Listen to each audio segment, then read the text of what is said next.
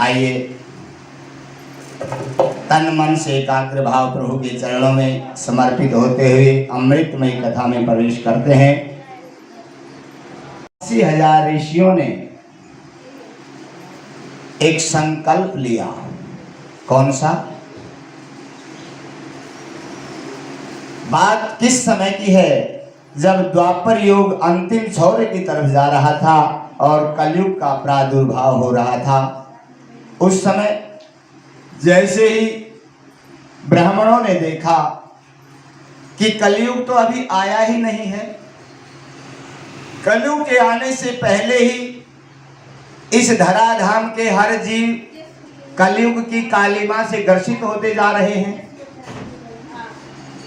जब हर जीव को दुखी देखा, हर जीव को स्वार्थी देखा, हर जीव को पाप युक्त देखा, दुष्कर्मों से युक्त देखा, तो ब्राह्मणों के मन में एक चिंता प्रकट हुई और ब्राह्मणों ने सोचा कि हमारा शरीर जीव मात्र के कल्याण के लिए इस संसार में आया है और ब्राह्मण वही है जो निस्वार्थ भाव से हर जीव के कल्याण के बारे में सोचा अगर इसी तरह जीव स्वार्थी बना रहा, दुष्कर्म करता रहा, पाप कर्म करता रहा, व्यभिचार करता रहा, तो सभी जीव नरकगामी हो जाएंगे, जीव का पतन हो जाएगा। इस कलयुग की कालिमा से जीव को मुक्त कैसे किया जाए?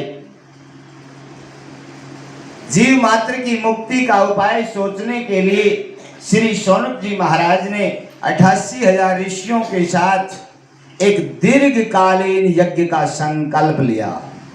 हर यज्ञ की एक अवधि होती है। जैसे इस यज्ञ की होती है अवधि है साप्ताहिक यज्ञ, 1 सप्ताह चलने वाला।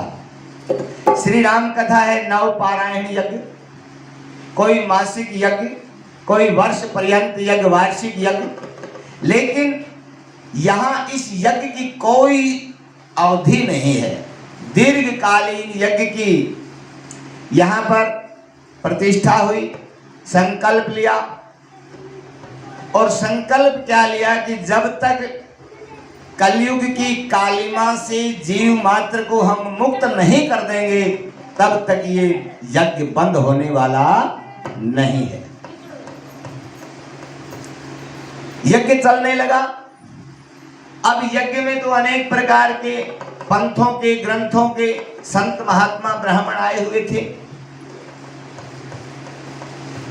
कोई मौनी, कोई अग्निहोत्री, कोई दूधाधारी, कोई सनातनी, कोई वैष्णव, कोई शैव, कोई आर्य, अनेक प्रकार के पंथों के संत महात्मा ब्राह्मण एकत्रित थे। यज्ञ चल रहा था। एक बार शौनक जी ने सोचा मैं थोड़ा यज्ञ में घूम करके यज्ञ की व्यवस्था को देखूं कि मेरे यज्ञ में किसी प्रकार का कोई व्यवधान तो नहीं है, क्योंकि यज्ञकर्ता का ये कर्म होता है। जहां पर यज्ञ होता है और जो यज्ञ का संकल्प लेता है उसकी ये जिम्मेवारी होती है कि मेरे यज्ञ में आने वाले जो भी श्रोता भक्त हैं उनको किसी प्रकार की बैठने की, उठने की कोई दिक्कत ना होनी चाहिए। उनकी व्यवस्था बनाने का उनका पूर्ण अधिकार है। शौनक जी ने जैसे ही घूम करके देखा तो क्या देखा? सभी संत ब्राह्मण अपने अपने पंथों की, कहीं 50 बैठे हैं, कहीं 100 बैठे हैं, कहीं 500 बैठे हैं, कहीं 1000 बैठे हैं और अपने अपने पंथों की, अपने अपने गुरुओं की, अपने अपने धर्मों की, अपने अपने ग्रंथों की मान प्रतिष्ठा के बारे में चर्चा कर रहे हैं और कहते हमारा धर्म बड़ा, कोई कहता हमारा धर्म बड़ा, हमारा देवता बड़ा, हमारा गुरु बड़ा, हमारा ग्रंथ बड़ा, अनेक प्रकार की चर्चाएं। शौनक जी ने देखा अगर ये इसी प्रकार चर्चा चलती रही तो एक दिन विवाद इससे पैदा हो सकता है, क्योंकि मत मतांतर हो जाएंगे। जहां मतांतर होगा वहां तो कोई न कोई विवाद पैदा ही होगा।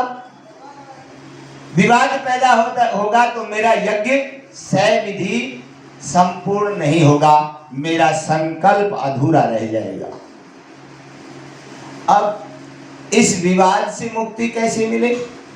सोचने लगे, प्रभु का ध्यान किया। ब्राह्मणों के पास तो एक ही हथियार होता है, जो भी कहना, सुनना, रोना, गाना, हंसना जो होता है तो प्रभु की शरण में चले जाते हैं, उनके चरणों में अपना मस्तक रख करके प्रभु को सुनाते हैं, बताते हैं कि प्रभु आपका आशीर्वाद है।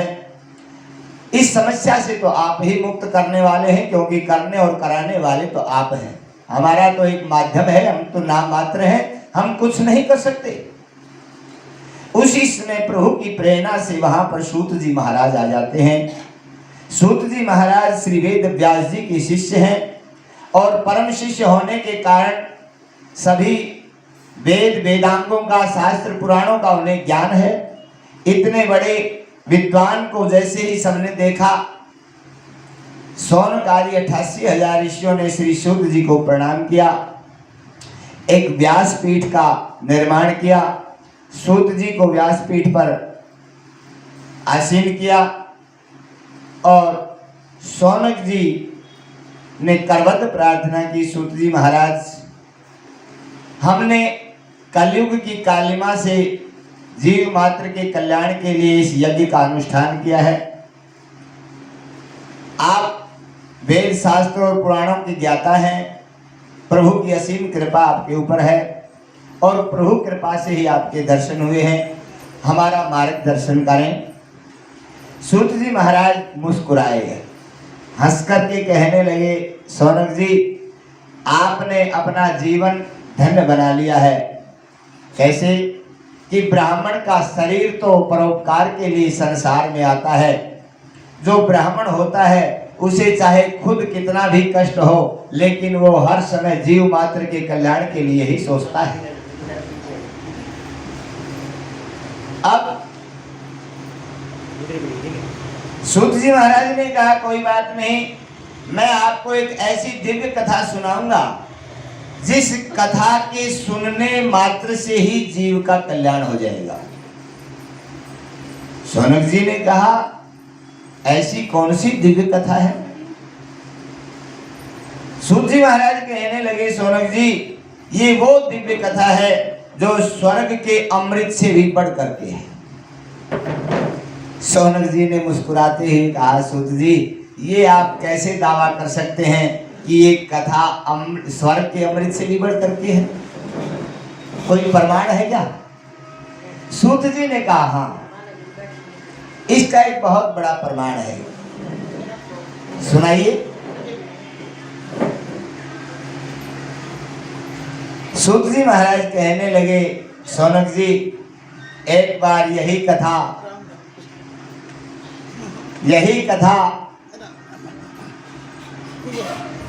श्री सुखदेव जी महाराज कर्म योगी महाराजा सम्राट परीक्षित को गंगा के किनारे पर सुना रहे थे। और उसी समय देवराज इंद्र स्वर्ग से अमृत का कलश लेकर के देवताओं के साथ कथा यज्ञ में पहुंचे। श्री सुखदेव जी महाराज को प्रणाम किया। सुखदेव जी महाराज ने आने का कारण पूछा, देवराज कैसे आए? देवराज ने अमृत के कलश को आगे करते हुए कहा, महाराज, आप परीक्षित को मृत्यु के भय से ये कथा सुनाना चाहते हैं, इसलिए हम स्वर्ग से अमृत लेकर के आए हैं। ये अमृत परीक्षित को पिला दें, ये मृत्यु का भय समाप्त हो जाएगा और इनका संकल्प पूर्ण होगा और इसके बदले में श्रीमद् भागवत कथा हमें श्रवण पान करवा दें।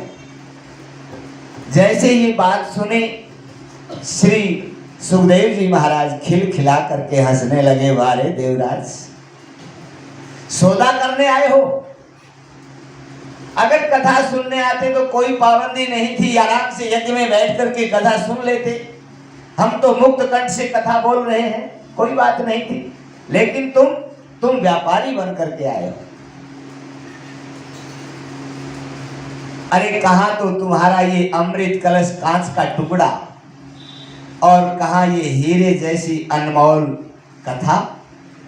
सौदा हमेशा बराबर की वस्तु से होता है देवराज, इसलिए ये सौदे की बात नहीं है। आप अपना अमृत उठाइए और वापिस चले जाइए, तुम्हारे भाग्य में ये कथा नहीं है।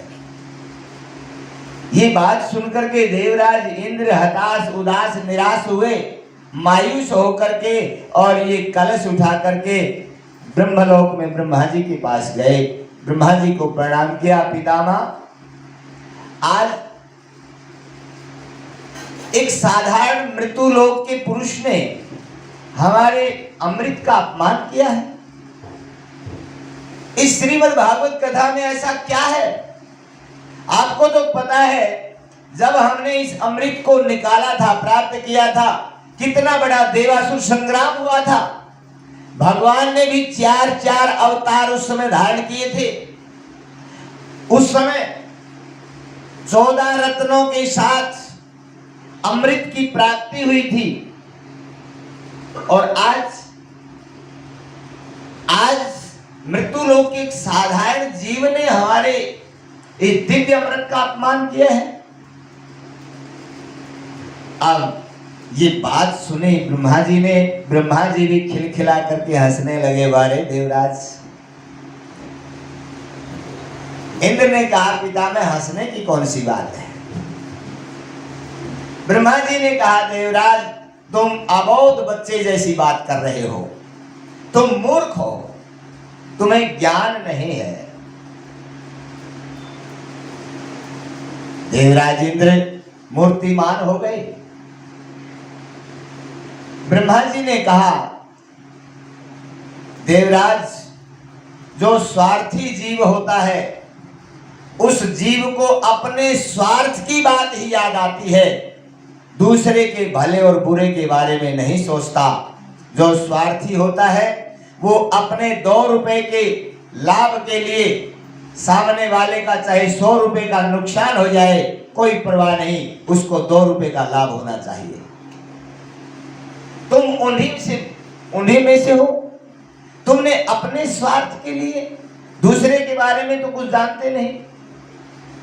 देवराज इंद्र मूर्तिमान होकर के ब्रह्मा जी के चरणों में प्रणाम करते हुए करवत प्रार्थना करने लगे, पिता मैं कुछ समझ नहीं पाया, मुझे स्पष्ट शब्दों में इसको समझाओ।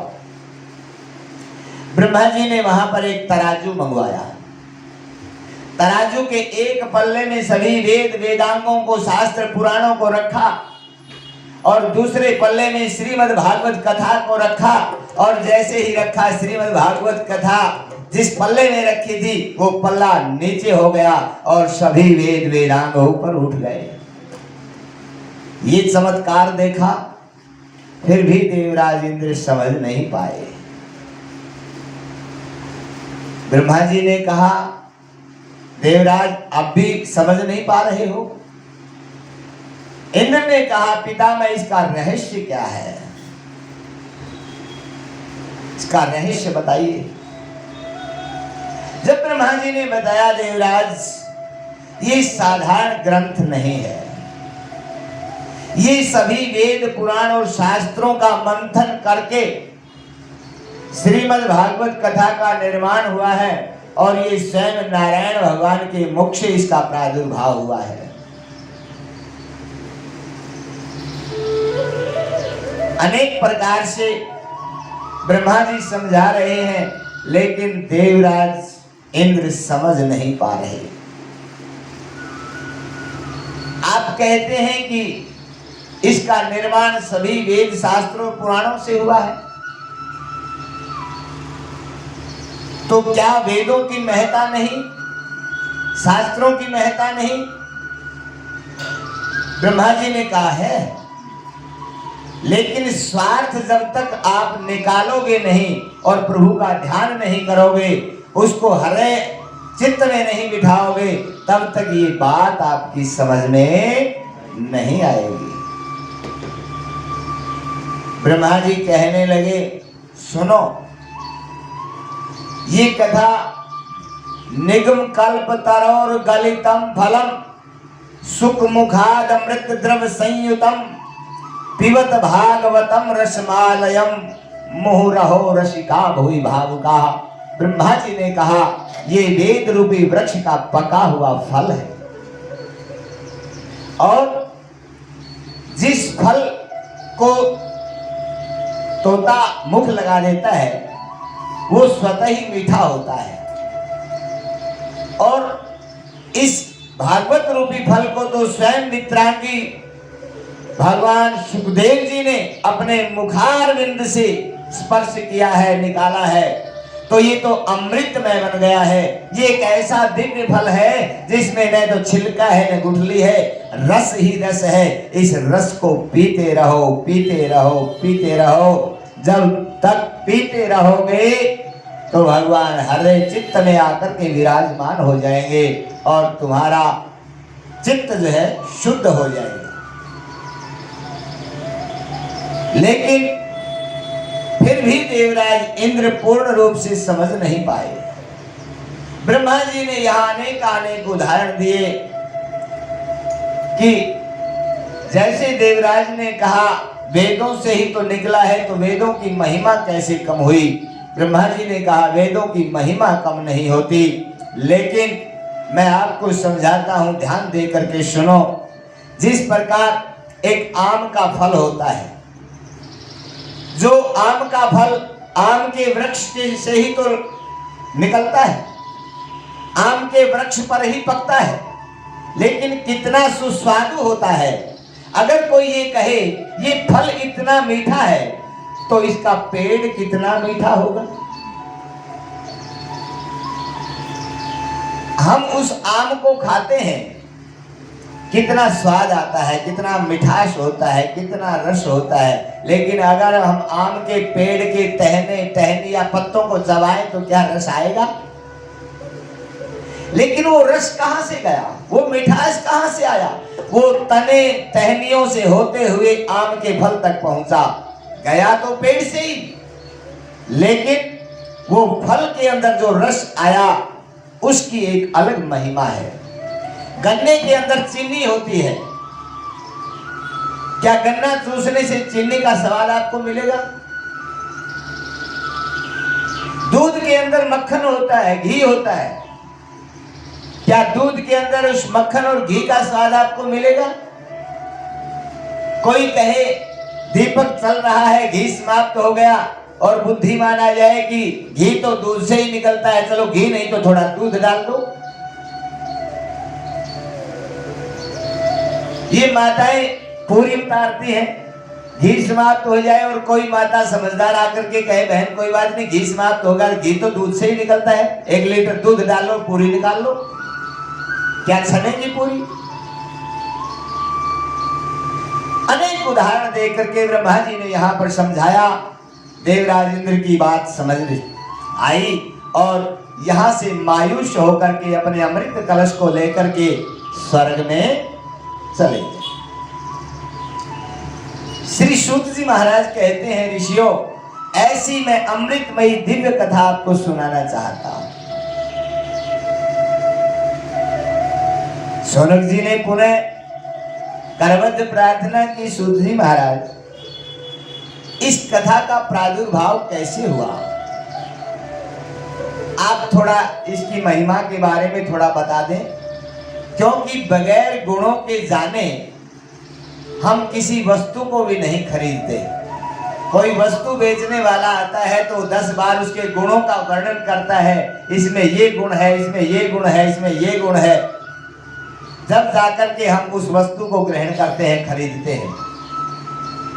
सूत जी महाराज समझाने लगे और कहने लगे ऋषियों, एक बात देव ऋषि नारद ब्रह्मलोक से नारायण हरि का सुमरण करते करते मन में ध्यान आया कि चलो मृत्युलोक में घूम करके आते हैं। गृहस्थियों के यहाँ गए, सभी देखा, सभी अपने अपने स्वार्थ में लीन है। स्वार्थ है तो स्वार्थ के कारण रिश्ते नाते हैं, स्वार्थ नहीं तो कोई रिश्ता नाता नहीं। पति से स्वार्थ है तो पत्नी पूछती है, पत्नी से स्वार्थ है तो पति पूछता है, पुत्र को पिता का स्वार्थ है तो पिता को पूछता है, पिता को पुत्र का स्वार्थ है तो पुत्र को याद करता है। बिना स्वार्थ के कोई रिश्ता नहीं चल रहा। नारद जी ने गृहस्थ के अंदर आकर के देखा, क्या देखा? कलयुग के प्रभाव से भाईचारा एकांत में है, भाई से मुंह ओढ़ रखा है, घर में सालों की चौधर चली हुई है। बहन अपने मायके मिलने के लिए तरस रही है और सालियों का जन्मदिन मनाया जा रहा है। नारद जी ने देखा इस कलयुग का इतना प्रभाव, जहां भाईचारे की कोई पूछ नहीं, विवाह शादी है, भाईचारा एकांत में बैठा है, उसको पता ही नहीं कोई विवाह आदि उत्सव है क्या।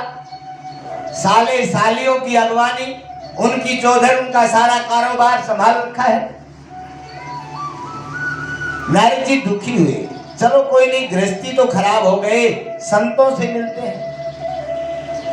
अनेकानेक बड़े बड़े संतों के पास, बड़े बड़े मठों में, बड़े बड़े जो आजकल लाखों करोड़ों शिष्यों के गुरु बने हुए हैं, उनके पास गए। उनका और भी बुरा हाल। अब नारद जी एक आश्रम में गए। आश्रम में गए, देखा, पूछा सेवकों से ये किसका आश्रम है? उसने कहा जी दिगंबर जी महाराज का आश्रम है। तो नारद जी ने कहा ये धोती लंगोट किसके सूख रहे हैं?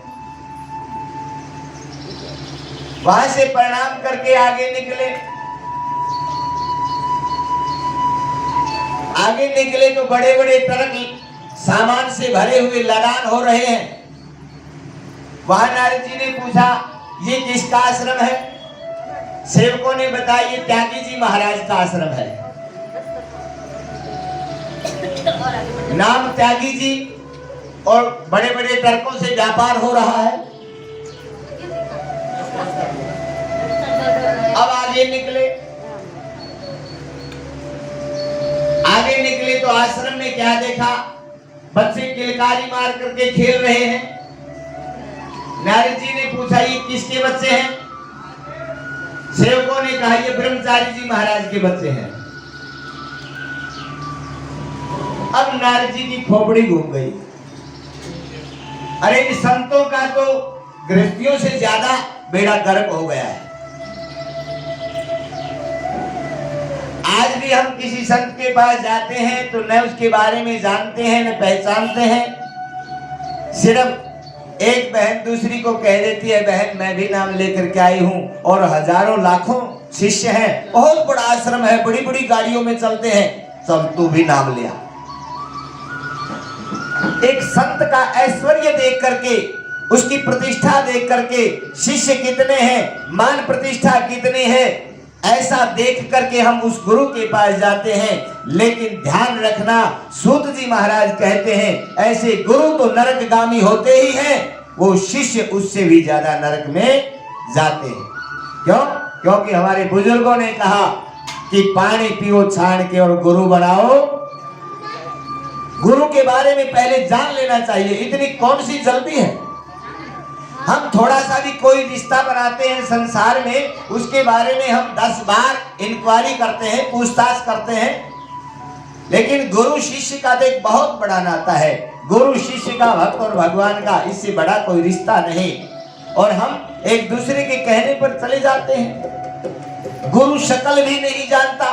टीवी के ऊपर, बहुत बड़ी स्क्रीन के ऊपर नाम दान दे दिया जाता है, और उसी नाम से आप कल्याण पाना चाहते हैं। ऐसा भाव, जब तक हम गुरु चरणों में अपने मस्तक को नहीं रखेंगे, गुरु की सेवा करके, गुरु के हृदय से जब तक आशीर्वाद नहीं निकलेगा, उसकी कृपा नहीं मिलेगी, तब तक हमारा कल्याण होने वाला नहीं है। अब नारद जी दुखी हुए। नारद जी ने देखा संतों का भी बुरा हाल है, चलो किसी तीर्थ पर चलते हैं। अनेकानेक काशी, प्रयाग, हरिद्वार आदि तीर्थों में गए।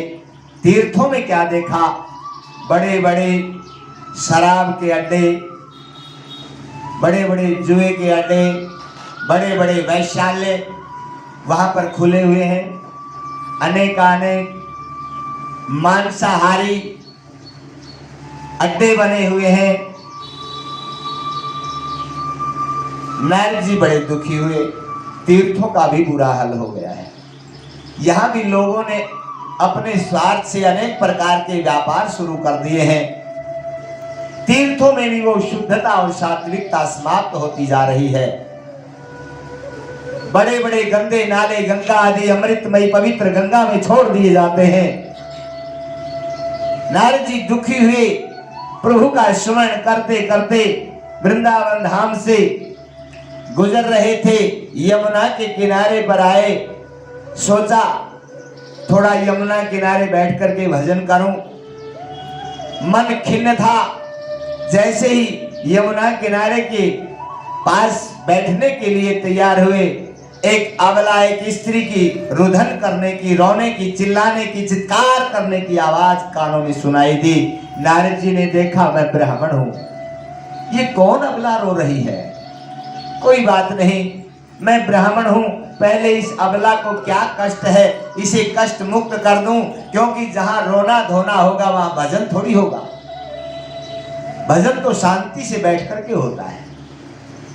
नारद जी उधर निकले, उधर देखा तो स्त्रियों का झुंड लगा हुआ है। एक स्त्री जोर जोर से रुदन कर रही है, उसके दाएं बाएं दो वृद्ध पुरुष अचेत अवस्था में पड़े हुए हैं। नारद जी ने सोचा, मैं ब्रह्मचारी हूं, स्त्रियों के पास नजदीक जाना उचित नहीं समझा और प्रभु के हवाले छोड़ करके और वापिस मुड़ना ही चाहते थे। तभी उस रोती हुई स्त्री का ध्यान नारद जी की तरफ गया और जैसे ही नारद जी के दर्शन हुए, हृदय में कुछ सांत्वना मिली और वहीं से दौड़ करके नारद जी के चरणों में आ गिरी और कहने लगी, भव भव साधु क्षणम तिष्ठे मम चिंतामपि नाशयः, दर्शनम तव लोकस्य सहता अगहरम परम।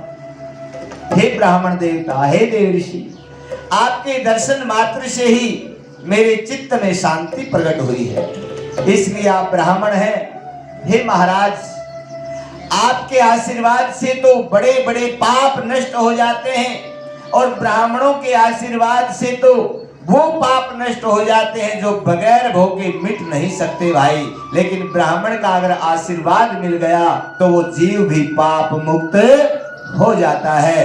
उस स्त्री ने जैसे ही प्रार्थना की, देवर्षि नारद ने कहा, नारायण नारायण देवी, तुम कौन हो और तुम्हारे दुख का कारण क्या है? ये वृद्ध पुरुष अचेत अवस्था में पड़े ये कौन है? ये स्त्रियां जो तुम्हें सांत्वना दे रही है कौन है? मुझे अपना परिचय दे। अपना रुदन छोड़ करके उस स्त्री ने करबद्ध प्रार्थना की, देव ऋषि, मेरा नाम भक्ति है। ये दो वृद्ध अवस्था में, अचेत अवस्था में पड़े हुए हैं, ये मेरे पुत्र हैं, ज्ञान और वैराग्य। और ये जो मुझे सांत्वना दे रही है, ये गंगा यमुना सरस्वती गोदावरी नर्मदा आदि नदियां स्त्री रूप में मुझे आकर के सांत्वना देती हैं। बहन, कोई बात नहीं, दुख आता है तो कभी न कभी दुख जाता भी है। रुदन मत करो, सदा समय एक जैसा नहीं रहता, आप धैर्य धारण करो। दुख आया है तो प्रभु की कृपा से कभी सुख भी आएगा। जहां रात होती है वहां सूर्य उदय भी होता है। इसलिए सांत्वना दे रही थी, धीरजता बंधा रही थी। बहन, इतनी दुखी मत हो। रोने का कारण, जैसे ही भक्ति रानी ने कहा मेरे पुत्र हैं ये, नारद को बहुत बड़ा आश्चर्य हुआ। मां 20 वर्ष की, पुत्र 90 वर्ष के, ये कैसे हुआ? भक्ति रानी ने अपना परिचय दिया कि मैं द्रविड़ देश में पैदा हुई, दक्षिण भारत में। आज भी अगर भक्ति को देखना है तो दक्षिण भारत में जाकर के दर्शन कीजिए, आपको साक्षात भक्ति रानी के दर्शन होंगे। जो बड़े बड़े शिवालय बड़े बड़े देवालय और बड़े बड़े जो श्रद्धावान जो पुरुष हैं वो आज भी दक्षिण भारत में मौजूद हैं, जो बगैर स्नान किए, बगैर पूजा किए, बगैर भगवान के मंदिर में दर्शन किए अन्न जल का ग्रहण नहीं करते हैं। प्रातः ब्रह्म मुहूर्त में उठते हैं। हमने बहुत बार देखा वहां की माताएं 16 श्रृंगार करके, बालों में गजरे लगा लगा करके, तुलसी की माला लेकर के ब्रह्म मुहूर्त में स्नान करके पहले देवालय में जाती हैं, प्रभु का आशीर्वाद लेती हैं, पूजा करती हैं, मनन चिंतन करती हैं और वहां से खुशी खुशी मुस्कुराते हुए अपने घर में लौटती हैं और फिर रसोई में प्रवेश करती हैं। ये है गृहस्थी का धर्म।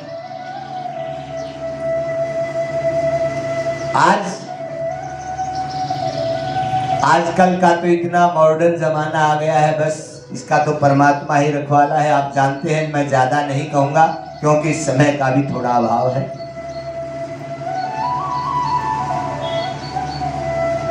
इस प्रकार से भक्ति रानी ने कहा मेरा जन्म दक्षिण भारत में हुआ, मैं वहां से चली कर्नाटक में आई, कुछ पली बड़ी जवान हुई, 2 बच्चे मेरे साथ, आगे महाराष्ट्र में आई, कहां जहां जहां महाराष्ट्र में गई कहीं कहीं मुझे सम्मान मिला।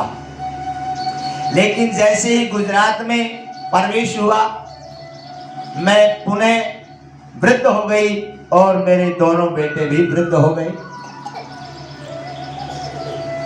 उसके बाद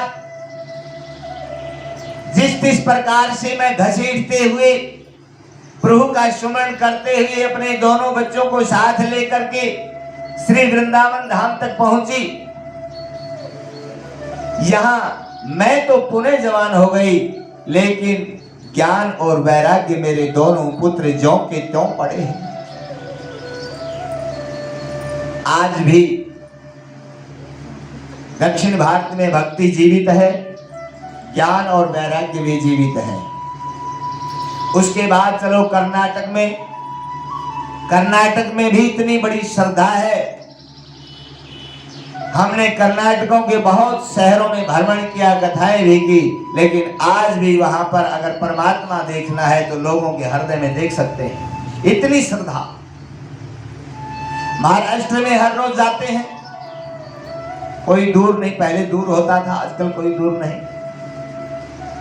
कहीं कहीं श्रद्धा है, कहीं कहीं नहीं। गुजरात में पहले आस्तिकता नहीं थी, भक्ति वहां पर बिल्कुल नहीं थी, लेकिन बाद में तो नरसिंह मेहता जैसे बड़े बड़े भक्त हुए, उन्होंने भक्ति रानी को पुनः स्थापित किया। और गुजरात में भी आजकल तो बहुत कथावाचक भी है, लेकिन गुजरात में आज भी कहीं कहीं भक्ति देखने को मिलती है। लेकिन पूर्ण रूप से अगर भक्ति देखनी है तो आज भी वृंदावन में भक्ति जवान है। रिक्शा वाला भी अगर कहेगा तो राधे राधे, ये है भक्ति। चाहे हमारे जैसा कोई मूर्ख हो तो मान लो ये सोचता हो कि ये मांगता है कि राधे दे, राधे दे, हट जाओ, अर्थ लगा लेते हैं अपनी अपनी बुद्धि से कि मानो ये रास्ता मांग रहा है, लेकिन वो घंटी नहीं बजाते, आवाज नहीं लगाते, राधे राधे मैया, राधे राधे। कोई भी मजदूर है, चाहे कोई रोडपति है, चाहे करोड़पति, राधे राधे सुनने को मिलता है। तो प्रेम से बोली राधे राधे, बोली राधा रानी सरकार की।